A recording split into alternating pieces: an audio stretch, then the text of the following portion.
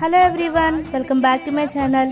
ఈరోజు నా ఛానల్లో స్పెషల్ ఏంటంటే పులస చేపల పులుసు. ఇదైతే నేను ఫస్ట్ టైం ట్రై చేస్తున్నాను మా అత్తగారు వాళ్ళ ఇంట్లో. ఇప్పుడైతే మా అత్తగారు అయితే ప్రిపేర్ చేస్తున్నారు. నార్మల్ చేపల పులుసుకి పులస చేపల పులుసుకి మేకింగ్ ప్రాసెస్ చాలా డిఫరెంట్గా ఉంటుంది. ఈ చేపల పులుసుకి అయితే మెయిన్గా బెండకాయలు ఎక్కువగా యాడ్ చేసుకోవాలి. అండ్ అట్ లాస్ట్ అయితే కొంచెం ఆవకాయ నుంచి తీసిన ఆయిల్ కూడా యాడ్ చేసుకోవాలి. చేపల పులుసు అయితే చాలా బాగా వచ్చిందనమాట. సేమ్ డే కన్నా నెక్స్ట్ డే తింటే ఇంకా బాగుంటుంది.